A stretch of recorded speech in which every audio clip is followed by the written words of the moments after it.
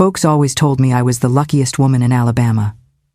I had a husband who didn't drink, didn't gamble, and always came home right on time. But they didn't know what happened when the lights went out. For 35 years, my husband had a strange ritual that never changed. At 4 a.m. sharp, he would leave our bed, lock the bathroom door, and stay inside for exactly 1 hour. I used to think the worst that he had someone else, or was hiding some terrible habit. But the truth was more horrifying than anything I could have imagined. What he hid behind that door wasn't betrayal, but scars, bloody scars from a past he would rather die than let me see. My name is Patricia, and today I'm going to tell you about the day I decided to look through the bathroom keyhole and how that act saved our marriage. Before I begin, please let me know where in the world you are listening from in the comments. And don't forget to subscribe, because there are truths that need to be spread, even if they might shake your beliefs. There are stories that, no matter how painful, must be told. Well, I'll start from the very beginning, back in 1967. I was just 21 years old when I met Timothy.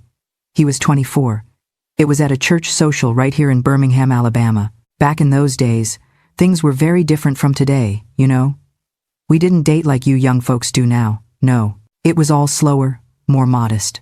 My father, God rest his soul, was extremely strict. When Timothy showed up at our house for the first time to ask to court me, I thought my father was going to send him away on the spot. But no. Timothy was a serious young man, hard-working, honest. He worked at a steel mill over in Ensley. My father liked him. We courted for 1.5 years, always with the door open, always with my mother nearby keeping watch. When he asked me to marry him in 1968, I was so happy I cried all night. We got married in December of that same year. It was a simple ceremony at the neighborhood church with few people. Back then, the country was, how can I put it? It was different. There was a heavy atmosphere in the air. People spoke in hushed tones about politics. My father always said, Patricia, don't meddle in men's business. Don't talk about the government. Don't talk about anything that isn't your concern. I obeyed. Timothy was a quiet man. Very quiet. At the start of our marriage, I thought it was shyness, you know? I thought with time he would open up more. But no, he remained quiet. He worked all day at the steel mill, came home tired, ate dinner, watched a little television. We had managed to buy a second-hand TV, which was a luxury back then, and then he'd go to sleep. Every day the same routine. Except there was one thing I found strange from the beginning. From the very first day we were married, Timothy would wake up at 4 inches the morning, every single day, 4 a.m. sharp. And do you know what he did? He would get out of bed slowly so as not to wake me. But I always woke up because I'm a light sleeper. He would go straight to the bathroom. He would lock the door and stay in there for an hour, a whole hour. At first, in the first few weeks, I didn't say anything. I thought it was a stomach issue, those things we don't go around asking about, right? But then a month passed, 2 months, 6 months, and every day, it was the same thing. 4 inches the morning, an hour in the bathroom, always locked. I started to get worried. I thought, my God, is Timothy sick? Does he have some serious problem and doesn't want to tell me? One day, we must have been married about 8 months, I asked. We were having breakfast and I gathered my courage. Timothy, are you feeling okay? I notice you wake up early every day and spend a long time in the bathroom. He flushed deeply, looking embarrassed. He looked away, stirred his coffee nervously with his spoon, and said softly, It's my stomach, Patricia. Since I was a child, I've had this problem. Constipation, then the opposite. It's an annoying thing, but it's nothing serious. Don't worry, and that was it. He changed the subject immediately, and I didn't insist. Now, I know what some of you might be thinking. Good Lord, Patricia, why didn't you just kick that door down? Why were you so easy to fool?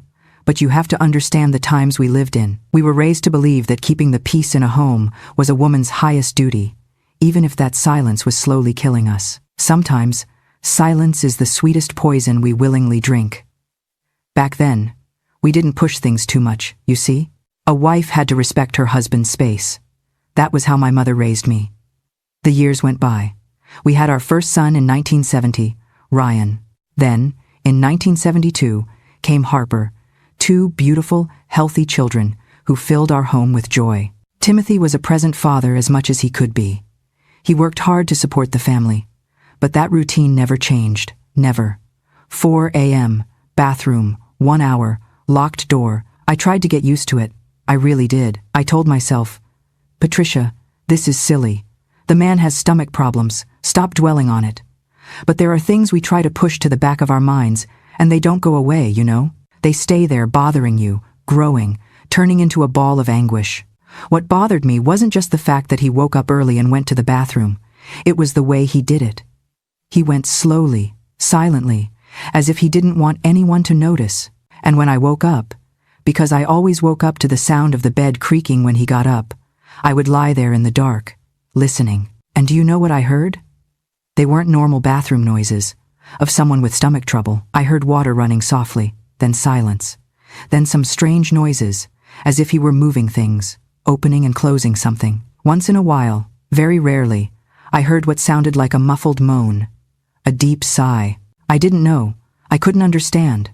Once, this must have been about 10 years into our marriage, around 1978, I spoke to my mother. We were at her house having coffee and I vented. Mom, Timothy has a weird habit. Every day he wakes up at 4 inches the morning and stays locked in the bathroom for an hour.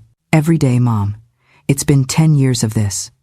My mother looked at me with that face like she was going to give me a lecture and said, Patricia, your head is full of nonsense. The man works like a dog to support you and the boys. If he wants to stay in the bathroom for an hour, leave the man in peace. That is his business. You should be thankful for having a hard-working and honest husband. Stop looking for trouble where there is none. And that was it. I even felt bad for having spoken. I thought I was really being a nagging wife, the kind that picks on everything. So I shut my mouth and tried not to think about it anymore. But I couldn't, folks. I couldn't, because as the years went by, I started noticing other things. Timothy always wore long-sleeved shirts. Always. It didn't matter if it was 100 degrees in the Alabama summer, long-sleeved shirt. When I asked, he said it was because at the steel mill it was dangerous, sparks could fly, things like that. It made sense, so I didn't question it. But there was more. He never, ever, took off his shirt in front of anyone, not even in front of me, his wife. When we had our intimate moments, you know, he always turned off the light, always in the dark. And if I tried to turn it on, he got nervous. He said he preferred it that way, that it was more romantic. At first, I even thought it was cute, but later it started getting weird. And there was another thing I noticed. Sometimes, when he was sitting on the sofa watching television, he would make a face of pain and put his hand on his back or on the side of his body. When I asked if he was okay, he said it was tiredness from work, from the weight he carried. It's just the mill, Patty. Double shifts break your back. It comes with the territory, and I believed him. The years continued to pass. 1,980, 1,985, 1,990. Life went on. The boys grew up, went to school. Ryan even started working young to help at home. We lived tight financially, but happy. Or at least I thought we were happy. Timothy continued to be a man of few words, but he was affectionate in his own way. He brought his paycheck home every month. He didn't drink, didn't go to bars, didn't give me any reason for jealousy. He was a good husband by the standards we knew. But that 4 a.m. business, that never stopped, never. And as I got older, it started consuming me from the inside. It started to turn into an obsession. I would look at the clock at night before sleeping and think, in a few hours he will wake up again, go to the bathroom again, and I will continue not knowing what is happening. I started having bad thoughts, thoughts that made me ashamed of myself. Was he using drugs? But no, that didn't make sense. Timothy was too serious. Did he have some serious illness and was hiding it from me so as not to worry me? God forgive me for thinking this. But did he have another woman and was writing letters to her in the bathroom at dawn? That last thought drove me crazy. I know it seems absurd, but when you live with a mystery for decades, your head starts creating the craziest stories. I started noticing everything. I looked for lipstick on his shirt, different perfume, anything that proved he was cheating on me. But I never found anything. Absolutely nothing. One day, this must have been around 1,995, I exploded. I couldn't take it anymore. We were having dinner, just the two of us. The kids were already adults and had moved out, and I said just like that, without beating around the bush, Timothy, I need to know what you do in the bathroom every day at dawn. It's been over 25 years of this. 25 years, Timothy? Do you think I'm stupid?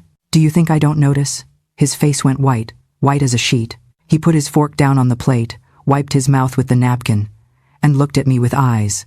Folks, they were eyes full of such fear, such sadness, that my heart tightened instantly. Patricia, he said with a trembling voice, I ask you, please, don't insist on this. I am not doing anything wrong. I swear to you on my mother who has passed. I am not doing anything wrong, but I can't talk about it. I can't. What do you mean you can't talk? I shouted. I really lost my patience. I am your wife. We have been married for over 25 years.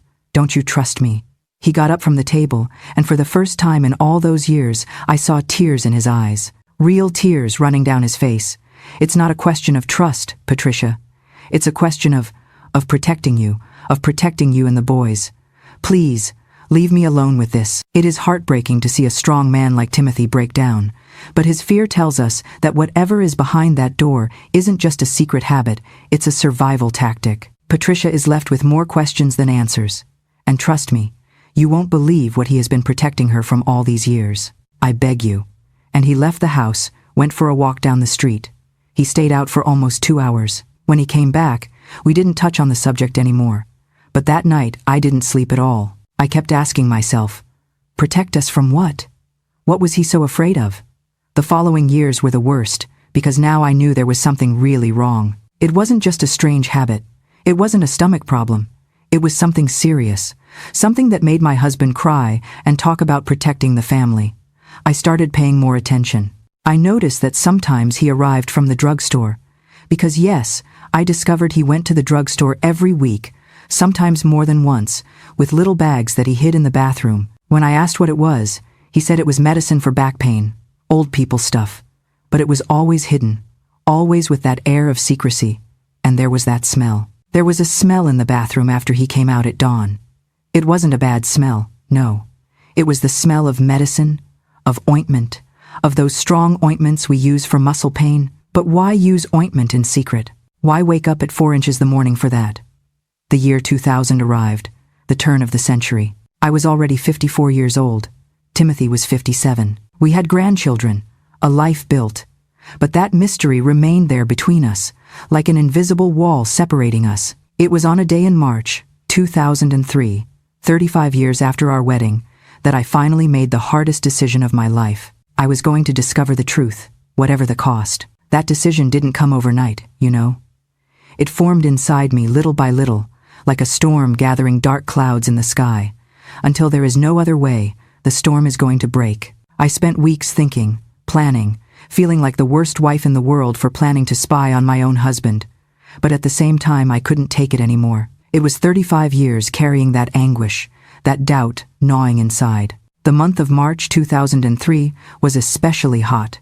That stifling Alabama heat that gives no truce, even at night. I remember that back then I had terrible insomnia.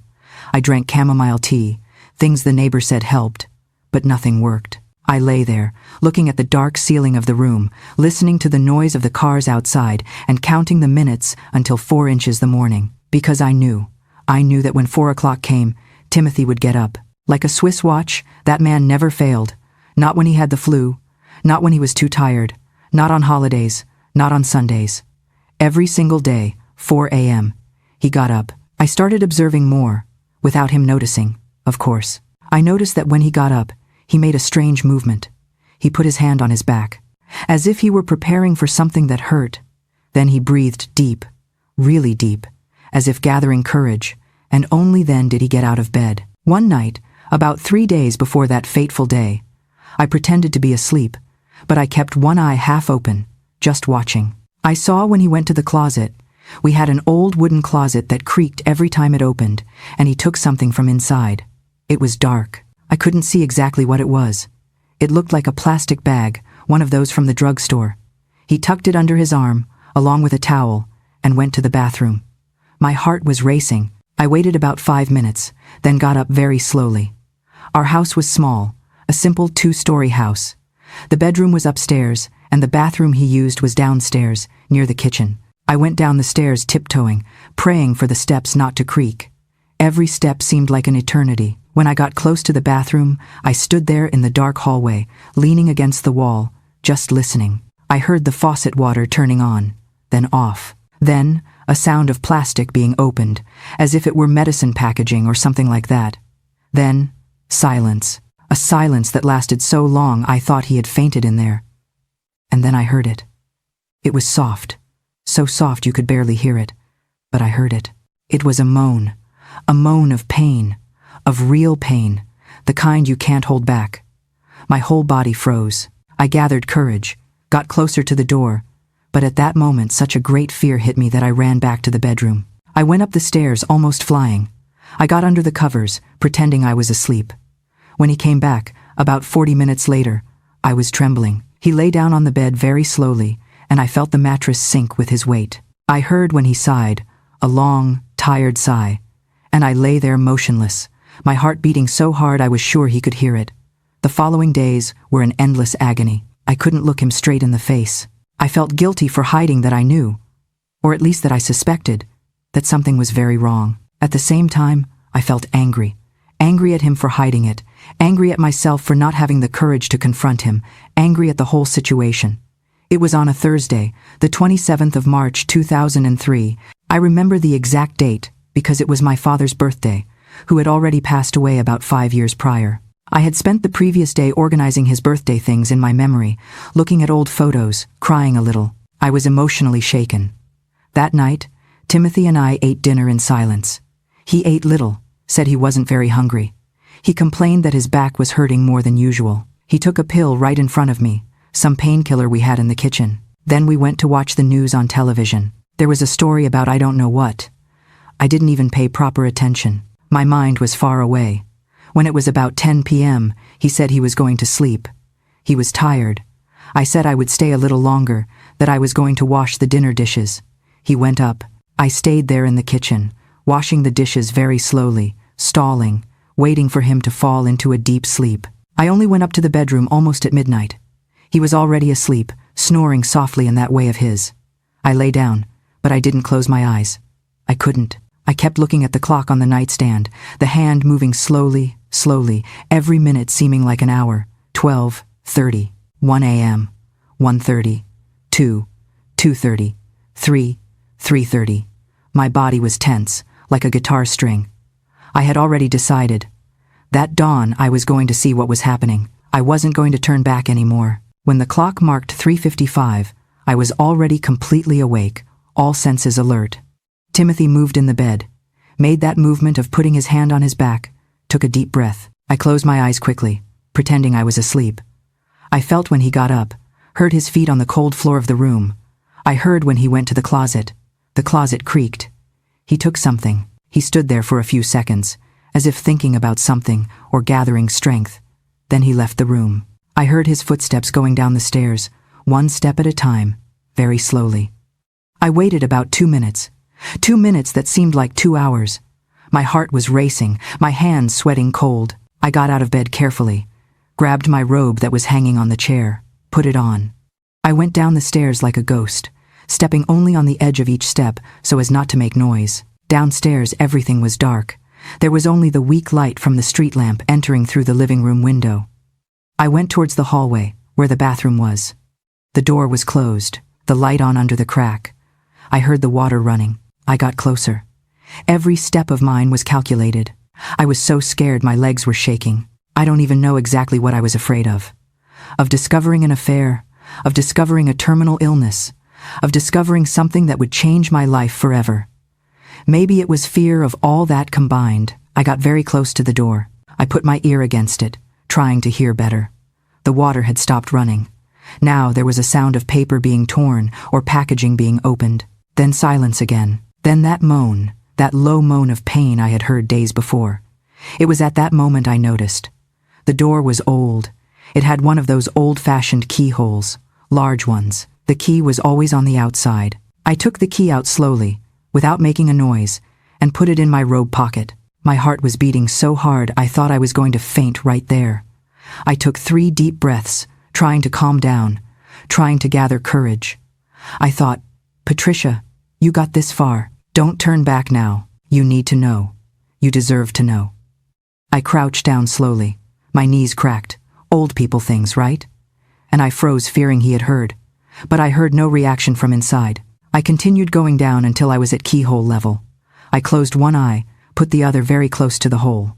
At first, I didn't see anything clearly, just some blurry shapes. I blinked a few times until my sight adjusted, and then I saw. Dear God, I wish I could forget what I saw, but it is burned into my memory forever. Timothy was standing there, shirtless, his back turned to the door.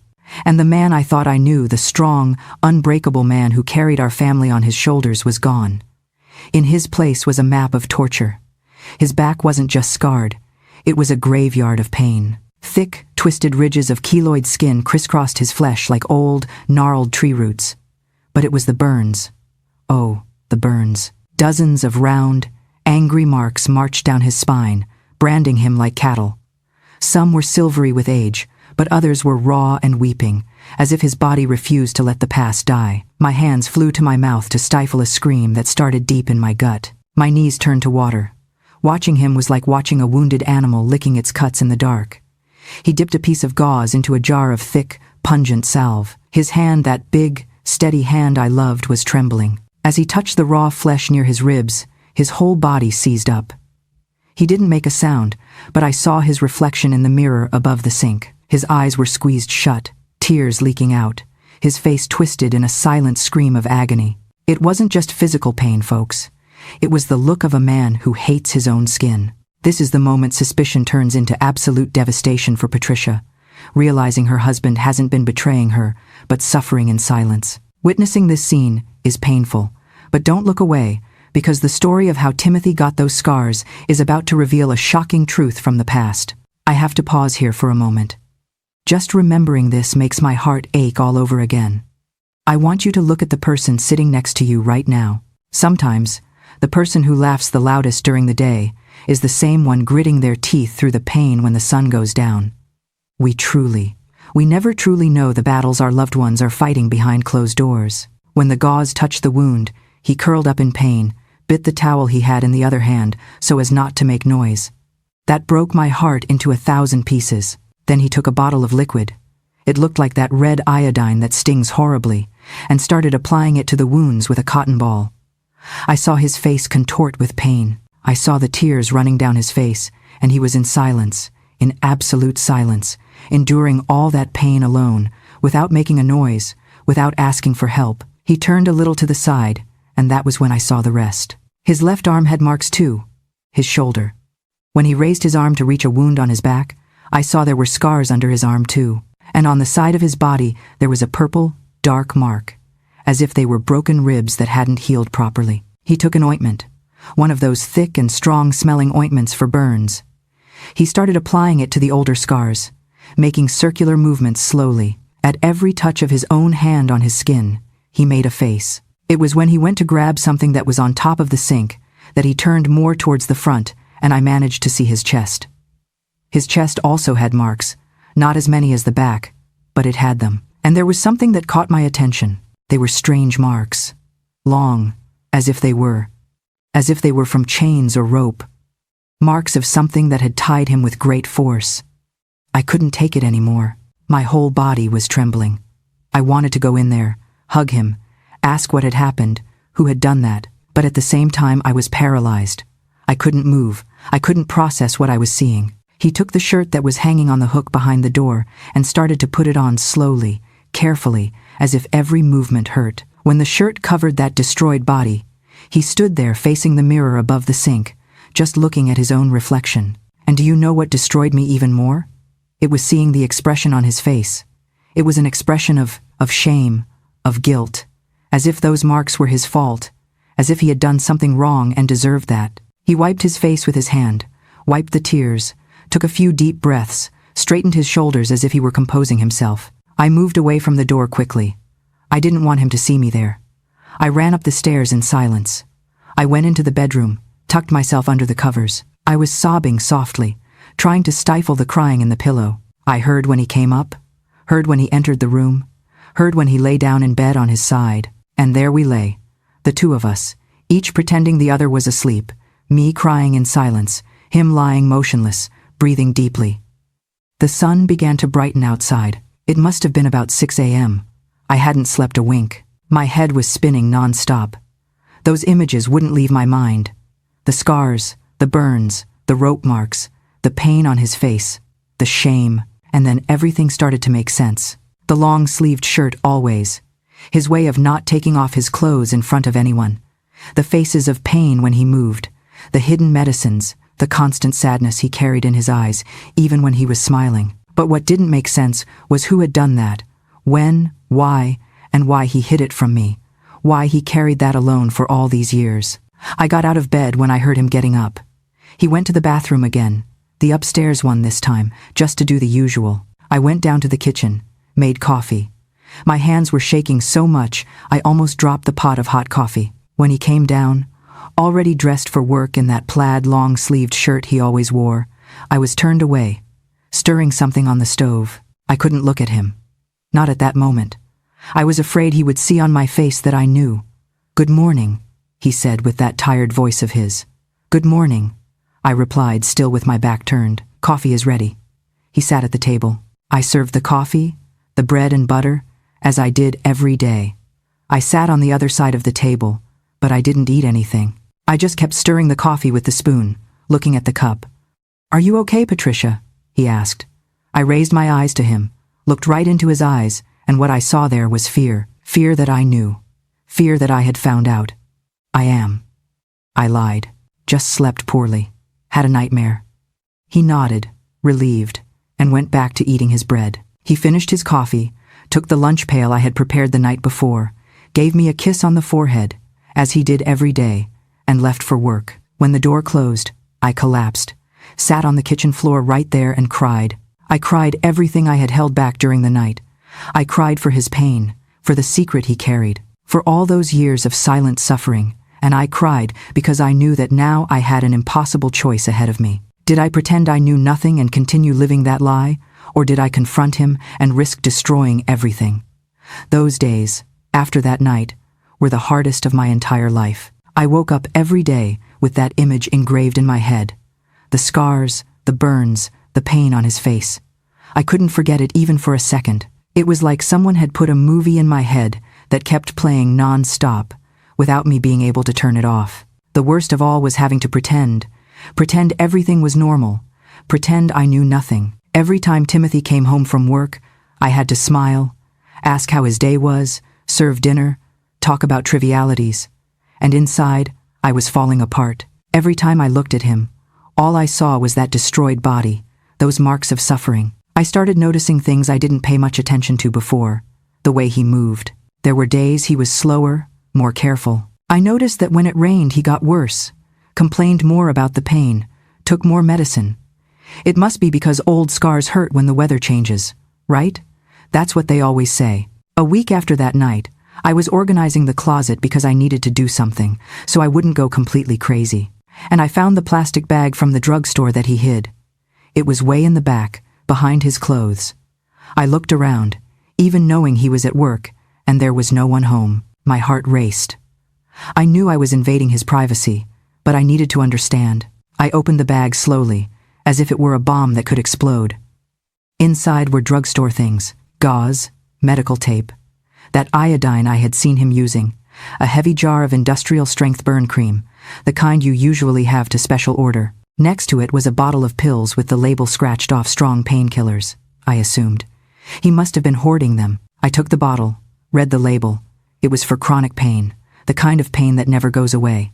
I sat on the edge of the bed, holding that bottle of medicine, and cried. I cried because I imagined him every day taking that medicine to endure the pain. Every day, pretending everything was fine. Every day, waking up at 4 inches the morning to take care of those wounds in secret, afraid someone would see, ashamed of something that wasn't even his fault because I already knew deep down what had happened. I wasn't stupid. I had lived through that era, the 60 seconds, 70 seconds. We heard things, whispers, stories of people who disappeared, of people who were arrested and came back different or didn't come back. My own father, God rest his soul, had warned me back then. Patricia, don't get involved in anything, don't talk about anything, pretend you don't see, don't hear anything. It sounds like something out of a movie now, doesn't it? But unless you lived in the South during those years, you can't truly understand. The fear back then was thick enough to chew on, stifling as a humid summer night. A man could leave for work in the morning and simply never come home for dinner. So please, don't judge my Timothy. His silence wasn't cowardice. It was the only shield he had to keep me and the children alive. But I never imagined that Timothy, my Timothy, who was so quiet, so peaceful, who only went to work and came home. How, when, why? I put everything back in the bag, exactly as it was. I hid it again in the back of the closet. I went to the kitchen, washed my face in the sink, tried to compose myself, but I couldn't stop thinking. That night, when he arrived from work, I was quieter than usual. He noticed. "Did something happen, Patricia?" he asked, while taking off his shoes at the door. "No, nothing," I lied. "I'm just a little tired." He looked at me in that way of his, as if he were trying to read my soul. Then he nodded and went to take a shower. His normal late afternoon shower, quick. Not that 4 a.m. one that lasted an hour. During dinner, I tried to make conversation about the past, not directly, but sort of around the edges, you know? "Timothy, do you remember when we met in 1967? He raised his eyes from the plate, slightly surprised by the question. "Of course I remember. How could I forget? You were wearing that blue dress with white polka dots." I smiled. He really remembered. That time was different, right? The country was strange. He got tense. I saw his shoulders stiffening. "It was," he said dryly. He went back to eating. "You never talked much about that time, about what you did, where you went." "I worked, Patricia, worked at the steel mill. You know that." "I know, but there was more going on. We heard stories." He dropped his fork on the plate. The noise echoed in the silent kitchen. "What stories?" His voice was different. It had a hardness I rarely heard. I got a little scared. "Nothing. Just stories people commented on. People disappearing. Those things." He breathed deeply several times. I saw the vein in his neck pulsing. "Patricia, I already told you, don't go digging into matters that aren't your concern. I worked, period. The rest doesn't matter." And he got up from the table, left his plate half-eaten, and went to the living room to watch television. I stayed there alone in the kitchen with my heart tight. I had touched a wound, not a physical wound, but a wound in his soul. I didn't try to talk about it anymore in the following days, but I needed to understand. I needed answers. So I did something I had never done in my life. I went to the public library downtown. I took 2 buses to get there. The lady at the library looked at me a bit strangely when I asked. A 7-year-old lady asking to see old newspapers from the 60 seconds and 70 seconds. But she took me to a room in the back where they kept those old yellowed newspapers. I stayed there for hours. Hours flipping through those papers. And what I read, folks, what I read made me sick. There was news about people arrested, about heavy-handed police tactics, about missing activists. Of course, the newspapers of the time didn't speak openly. Everything was kind of hidden between the lines, but anyone who wanted to understand, understood. I read about the secret operations, about the places where they took people, about the methods they used. Electric shock, strapping them down, waterboarding, burns, my God in heaven, burns with cigarettes, with hot irons. I had to run out of there. I went to the library bathroom and threw up. I stood there clutching the bathroom sink, shaking, imagining my Timothy going through that. My Timothy, who wouldn't hurt a fly, being burned, being tortured. I went back home by bus, without even seeing the scenery passing by the window. I arrived home before him. I sat on the living room sofa and stayed there still, staring at nothing. When he arrived, I could barely greet him properly. "Did you go to the doctor?" he asked worriedly. "You look terrible." "No. I just think I ate something that didn't agree with me." He insisted I lie down, brought tea, kept stroking my head, and that broke me even more. Because there he was, taking care of me, worried about me, being this good man he always was, and me knowing he was suffering alone for decades and I couldn't do anything because he wouldn't let me. A few more days passed. I had stopped sleeping properly. I took anxiety medication the doctor had prescribed ages ago and I had never used. I lost weight, Timothy noticed, got even more worried. "Patricia, you need to go to a real doctor. You are getting sick." "I'm fine," I insisted. But I wasn't.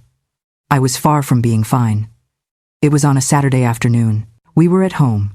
He was working on something in the yard. I was in the kitchen preparing lunch. Suddenly, I heard a loud noise, a moan, and then silence. I dropped everything and ran to the yard. Timothy was on the ground, holding his back, his face contorted in pain. "Timothy!" I screamed, crouching down beside him. "What happened?" I slipped, fell badly. "Oh, Patricia, my back." He was sweating cold. The pain must have been terrible. I tried to help him up, but he moaned even louder. "No, wait a little." I stayed there, crouched beside him, holding his hand, not knowing what to do. After a few minutes, he managed to sit up, leaning against the wall, but I saw when he put his hand on his back, in a specific spot, and made an even worse face. "Let me see," I said, and before he could stop me, I lifted his shirt from behind. He tried to push me away, but he was too weak from pain, and I saw it again, this time in the harsh light of day. The lattice of scars across his back was terrifying. Where he had hit the ground, the delicate, paper-thin skin over an old burn had split open, and blood was trickling down his side. "Timothy," I whispered with a broken voice. He looked at me, and in that look, there was everything. There was fear, there was shame, there was despair, there was 35 years of secret wanting to explode out. "Patricia, he started, but couldn't continue. Tears began to fall. I hugged him from behind carefully, so as not to hurt him more. I pressed my face against his back, against that destroyed back, and cried along with him. "I know," I said softly. "I know, my love. I saw." He went rigid in my arms. "You saw?" "I saw. That night, almost 2 weeks ago, I looked through the keyhole. Forgive me for invading like that, but I couldn't stand not knowing anymore. The walls of a 3-5-year-old secret are finally crumbling down right there in the yard." But notice that Timothy isn't relieved. He is terrified of being seen as weak, and what he is about to reveal about that dark night in 1968 will completely change your definition of courage. Stay with us to hear his side of the story. We stayed there, the two of us on the yard floor, hugging, crying. I don't know how much time passed. It could have been minutes. It could have been hours. Time had stopped. It was he who let go first. He wiped his face with his hand, tried to compose himself. "Help me inside," he asked. I helped him get up slowly. He was limping, his back locked up. We went inside the house, to the bedroom. He lay face down on the bed, moaning in pain. "I'll get ice," I said. "No, stay here, please." I sat on the edge of the bed, beside him. I put my hand in his hair, stroking it. "Will you tell me?" I asked softly. He stayed silent for so long I thought he had fallen asleep, but then he spoke. "I am afraid." "Afraid of what?" "Afraid of you seeing me differently afterwards. Afraid of you being disgusted by me." "Afraid of you, Timothy," I interrupted with a firm voice. "We have been married for 35 years. 35 years? Do you think anything you tell me is going to change what I feel? For you it might change?" "Yes," he said, "because you will know that the man you married, that this man is not strong, is not brave, is a coward who broke, who begged, who his voice got lost in a choked sob." "Stop," I said, lying down next to him.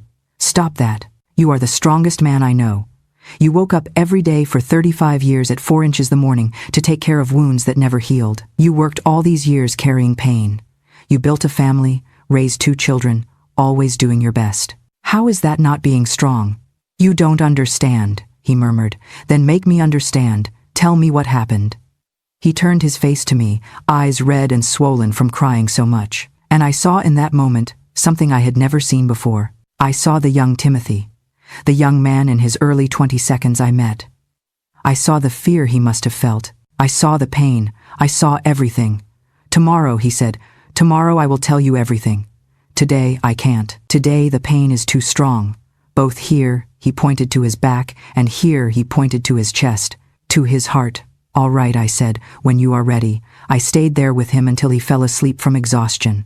Then I went down, heated the food, but couldn't eat anything. I sat at the kitchen table, looking at the cold food on the plate, thinking about everything, thinking that the next day, finally, after 35 years, I was going to know the truth, the complete truth. And at the same time that I wanted to know, a part of me was afraid.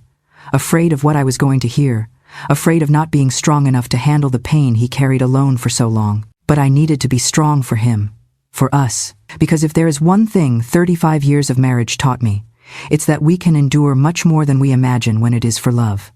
That night, neither of us slept well. I heard him moving in bed, moaning in pain. In the middle of the night, he got up, but didn't go to the downstairs bathroom. He went to the upstairs one, took his medicine, and came back to bed. When the sun rose on Sunday, the 13th of April, 2003, I knew that would be the day that would change everything. For better or for worse, there was no way to know. But it would be the day the truth finally came to light. That Sunday dawned cloudy. The sky was gray, heavy, the kind where it looks like it's going to rain any moment, but the rain doesn't come. I got up early, even having slept almost nothing. Timothy was still in bed, awake, staring at the ceiling. "Good morning," I said softly. He turned his face to me. His eyes were still red, tired, but there was something different in them, a determination I hadn't seen in a long time. "Good morning," he replied. "Go down, make some coffee, I'm going." I went down to the kitchen with my heart tight. I put the coffee on to brew. I got the bread, butter, cheese ready. I did everything on autopilot because my mind was far away. I was preparing myself for what was coming. He took about 20 minutes to come down.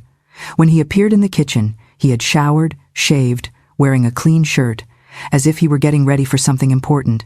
And it was, right? It was the most important moment of our 35 years together. We sat at the table. Neither of us touched the food. We just sat there holding the cups of hot coffee, looking at each other. "Where do I start?" he said, more to himself than to me. "At the beginning," I replied. "When did it happen?" He took several deep breaths, closed his eyes as if going back in time, reliving everything. "It was in 1968, August of 1968. I was 22. We weren't even married yet, remember? We were only going to marry in December." I nodded. My heart was already racing. Back then I worked at the steel mill, you know. But I also did something else.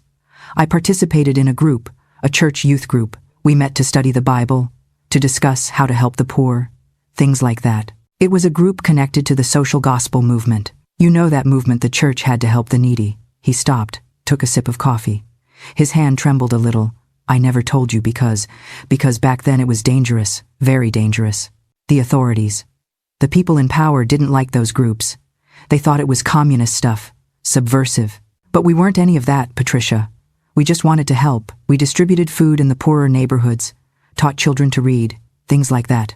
He paused for a long time. I didn't interrupt, just waited. "There was a priest in the group, Reverend Michael, a good man, Patricia, very good. He organized everything, and there were about 10, 12 other young people, boys and girls from the church. Everyone good people, from good families, hard-working." His voice began to tremble. One day, it was a Thursday. I remember it to this day, the 14th of August, 1968. I was leaving work. It was about 6 inches the afternoon. My shift had ended. I was walking down the street, going to catch the bus when a car pulled up beside me, a black sedan. 2 men in suits got out. They grabbed me, one on each side, and threw me inside the car. I put my hand to my mouth. Even knowing that had happened over 30 years ago, my body reacted as if it were happening at that moment. I tried to scream, tried to break free, but it was impossible. They were strong, trained. They put a cloth in my mouth, tied my hands. Everything happened so fast that before I knew it, the car was already moving, and no one on the street had noticed anything. Or if they noticed, they pretended they didn't see. It was like that back then, Patricia. People were afraid. He stopped again, wiped the tears that were starting to fall. They took me to a place. I don't know where it was. They put a blindfold on my eyes on the way. When they took off the blindfold, I was in a small room, windowless, with just a strong bulb on the ceiling that hurt my eyes. There was a table, a chair, and there were 3 men there. His voice was getting lower and lower. I had to make an effort to hear. They started asking questions. They asked about the church group, wanted names, wanted to know where we met, who participated, what we were planning. I said we weren't planning anything, that we just helped the poor, but they didn't believe it. They said we were a communist cell, that we were plotting against the government, that we received money from outside. He was trembling now, shaking so hard the coffee in his cup rippled. I tried to explain, "Patricia." But they didn't want truth. They wanted a confession. He looked up at me, and for the first time, I saw the 2-year-old boy trapped inside this old man's body. A terrified, broken boy. They didn't just hurt my body, he whispered, his voice cracking. They broke my spirit. They stripped me naked, tied me to a chair, and treated me like I wasn't human. But the worst part wasn't the pain. It was what the pain made me do. He choked back a sob, turning his face away in shame. I screamed, "Patricia!" I begged. I cried for my mother. I promised them anything. I invented lies. I gave them fake names just to make them stop. A man is supposed to be strong, right? A man is supposed to endure. But I didn't. In that room, I wasn't a hero. I was a coward who would have sold his soul just to stop the burning. I couldn't take it anymore. My heart shattered for him. Not for what he suffered, but for the lie he had believed for 35 years, that his pain made him weak. I felt him stiffen in my embrace, but I didn't let go. "You don't need to tell the details," I said in his ear. "You don't need to relive this." "I need to," he said, his voice suddenly firm. "I need to, because if I don't tell it now, I never will.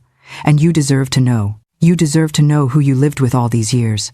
I went back to my chair, took his hand across the table. He squeezed my hand tightly. It was 4 days in that place. They beat me, held my head under water in a basin, strapped me to a table. "You know what that is?" I nodded yes. I had read about it in the old newspapers at the library, but reading and hearing it from my husband was completely different. And there was the shock. They put those wires, put them in various places on my body, and his voice got lost. He was sobbing now. And the burns, with cigarettes, with hot irons. They said if I didn't talk, they would make it worse. They would kill me. They would get you too. My blood ran cold. That was when I started inventing things to protect you, Patricia, to protect the group. I gave false names, false addresses, invented meetings that never existed. I said everything they wanted to hear, but none of it was true. He looked at me with such pain in his eyes that I almost couldn't bear it. I broke, Patricia. I couldn't take it. I wasn't strong enough. I begged them to stop. I cried. I screamed. "Stop!"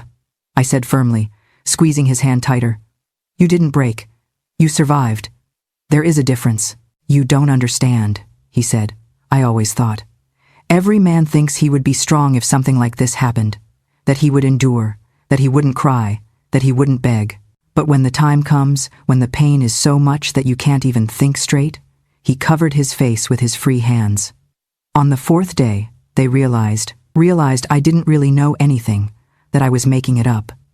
I think they checked the names and addresses I gave and saw they didn't exist. One of the men came into the room and said, "You aren't who we were looking for, you idiot." They had confused me with someone else. Another Timothy, who also worked in a steel mill, also attended church, but who was really involved in political stuff. I couldn't believe what I was hearing. "You mean that all this was a mistake?" "It was," he said bitterly. "A mistake of theirs. They grabbed the wrong guy, tortured the wrong person, and do you know what they did when they found out? Nothing. They simply dumped me on a street far from where they grabbed me in the middle of the night. Before letting me go, one of them told me, 'If you tell anyone what happened here, we'll come back, and next time we'll get your fiancé too.' Understood, I understood. And there it is, the chilling reason behind decades of silence wasn't fear for himself, but a desperate need to keep Patricia safe from the monsters who hurt him. It's unimaginable to carry that burden alone, but seeing how they heal from this trauma together is the most beautiful part of this story. So keep listening. Tears were running down my face. They left me on a street in the middle of the night, hurt, bleeding, barely able to walk. I managed to get to a public hospital. I said I had been mugged, that they beat me. The doctors took care of what they could, stitched some cuts, bandaged the broken ribs. But the burns they said would leave marks forever. And they did. He lifted his shirt a little, showing me part of the scars I already knew.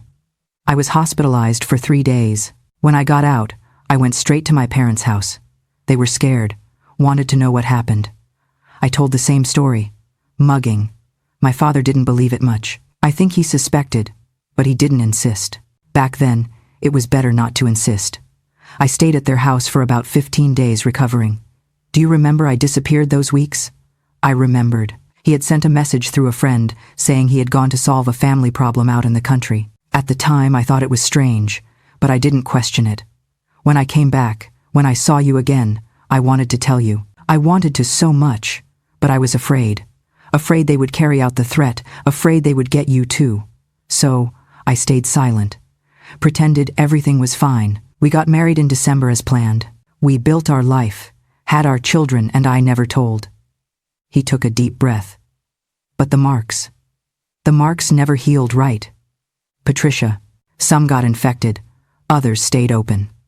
To this day, after more than 30 years, there are days they bleed.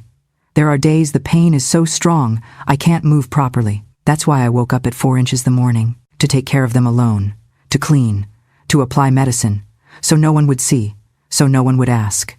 He looked at me with those tired, suffering eyes, and there was the shame, Patricia.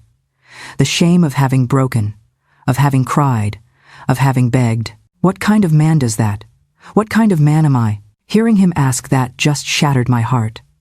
Why do men convince themselves they have to be made of steel to be worth anything? He let shame eat away at his soul for 35 years, all because he believed that tears were a sign of weakness.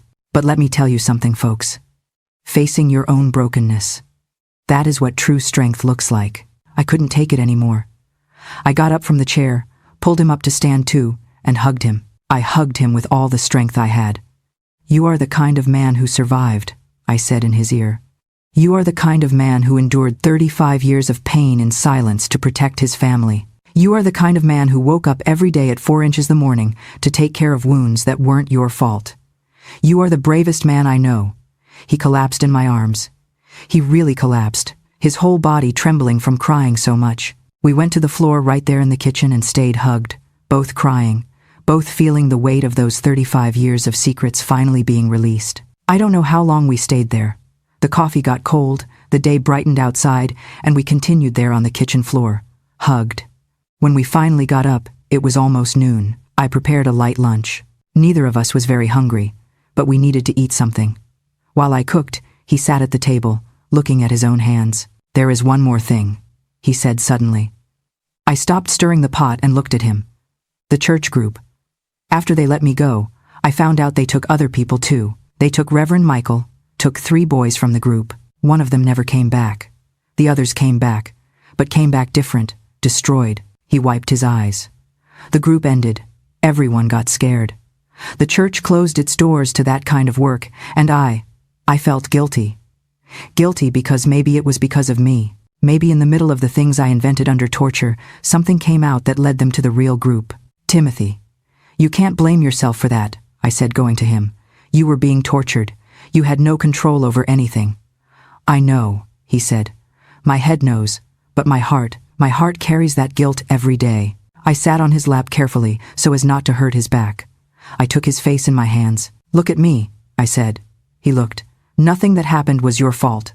Nothing. You were a victim. You and all those people. And for 35 years, you carried this alone. But you won't carry it alone anymore. From today on, we carry it together. Understood? He nodded yes, tears falling again. Survivor's guilt is a prison that locks you from the inside. And we finally see that Timothy hasn't just been hiding scars, he's been punishing himself for surviving. Watching Patricia step in to share that burden is the breakthrough we've been waiting for.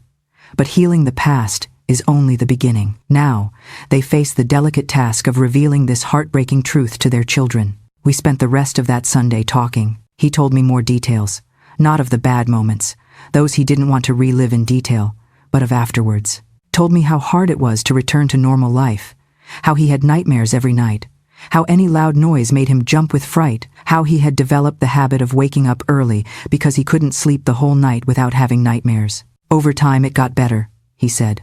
The nightmares decreased, the fright at noises passed, but the wounds, the physical wounds, never healed right. And the wounds of the soul, those neither. At night, when we went to bed, he told me, I won't hide it anymore. Tomorrow, when I go to take care of the wounds, I'll leave the door open. You can come in if you want. You can help me. I will want to, I said, for the rest of my life, if needed. That night, he slept better than he had in years. I noticed he didn't have nightmares, didn't wake up scared. He slept the whole night, his hand holding mine, and when 4 a.m. came, as always, he woke up. But this time he didn't go alone. We went together. We went down to the bathroom, him with the medicines and gauze, me with a heart full of love and determination to help. It was painful to see all those wounds up close. It was painful to apply medicine, clean, take care, but it was less painful than knowing he had done that alone for 35 years. And there, in that early morning of the 14th of April 2003, a new phase of our life began.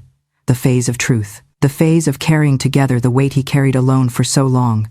The phase of finally being truly one. The days that followed that Sunday were of reconstruction, not of walls or furniture, but reconstruction of the two of us. Reconstruction of our marriage, which had been so strong for 35 years, but which had an invisible crack in the middle, the secret.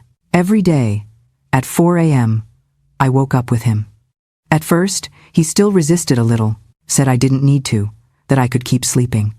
But I insisted, and over time, he got used to it, accepted it, let me take care of him the way he always took care of me. I learned to clean the wounds properly. The doctor we went to consult, because yes, I insisted he go to a real doctor, taught me the right techniques. She was an older lady, close to retiring, and when she saw the marks on Timothy's body, she asked no questions, just looked at him with those eyes that said, I know what happened. She wrote prescriptions for better, more modern medicines and said, take good care of him, Patricia. He deserves it. Those words stayed with me. He deserves it. My Timothy deserved everything good this world could offer. After everything he had been through, with the proper treatment, some wounds that kept opening started to heal better. They didn't heal completely. The doctor said that after so long, some never would. But they improved. His pain decreased. It didn't disappear, but it decreased. And that was already an immense relief. But it wasn't just the body that needed care. It was the soul, too. The nightmares that had decreased over the years came back for a while after he told everything. It was as if by opening that box of memories, everything came to the surface again. There were nights he woke up sweating cold, screaming. I hugged him, said everything was fine, that it was over, that he was safe. One day, about 3 weeks after that conversation in the kitchen, I suggested he talk to someone, a professional. Back then, it wasn't as common as it is today. But psychologists existed. Those things. He resisted at first. That's nonsense, Patricia. I've already endured 35 years. I'll endure the rest. It's not nonsense, I said firmly. It's care. You took care of the body's wounds all these years. Now you need to take care of the wounds no one sees. It took another 2 weeks for him to accept, but he accepted. He started going to a psychologist every week. The first time he came back from the appointment, I asked how it went. Hard, he said. Very hard, but I think good too. He continued going month after month, and I saw the difference. I saw him getting lighter. It wasn't that the pain or the memories had disappeared. Those things never truly disappear. But he learned to live with them in a better way. Learned that it wasn't weakness to have cried, to have begged. Learned that he was human, and that any human being would have reacted the same way. Our children noticed something had changed at home. Ryan and Harper, already adults back then, started asking. They noticed we were different, but united in some way. One day, it was in July 2003, we called them for a conversation. Timothy told them everything, not the gruesome details, but enough for them to understand. He explained that he had been detained by mistake back in the summer of '68, that he had been hurt badly, and that he had carried the physical and mental scars alone all those years to keep them safe. Ryan cried. My 3-year-old son, a grown man, cried like a child, hugged his father, and apologized. Apologize for what? Timothy asked. For all the times I complained you were distant, that you didn't play right with me when I was a child, that you didn't talk much, I thought. I thought you didn't care much about me. Timothy hugged his son tightly. I always cared, always. You and your sister are what I love most in this life, along with your mother. If I was distant, it was because I was afraid of getting too attached and something happening. Afraid of you discovering what had happened to me and thinking I was weak. Afraid of everything. Harper also cried, held her father's hand and said, Dad, you protected us. You took all that pain so we wouldn't have to feel any. That's not weakness, that's love. We all cried that afternoon, but they were healing tears. From that day on, the heavy atmosphere that sometimes hung over our house disappeared. Timothy smiled more. He played with his grandchildren without that shadow of sadness in his eyes. Timothy's final years were no longer shadowed by secret painkillers or lonely mornings locked in the bathroom. For the first time in decades, he allowed me to hold the gauze, to be the one to soothe those old, weary wounds on his back. Timothy passed away peacefully in his sleep 2 years ago. When we prepared him for the funeral, I told the undertaker, "Do not cover the scars on his back with makeup.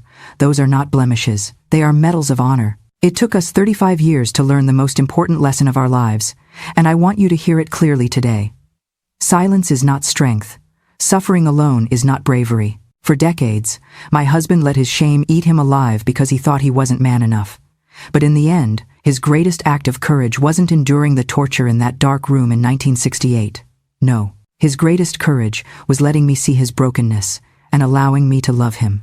Scars and all. Love doesn't just mean sharing the happy moments. Real love is walking into the bathroom at 4 a.m. to wash the wounds that refuse to heal. It is holding someone when they feel unlovable and saying, "You are safe now." Thank you for listening to the story of my silent hero. If this story brought tears to your eyes or reminded you of a loved one, please subscribe to the channel so we can meet again in the next story. And I have a question for you. Have you ever discovered a painful truth about someone you love and found that instead of driving you apart, it made you love them even more? Please share your story in the comments below. Goodbye, and God bless you all.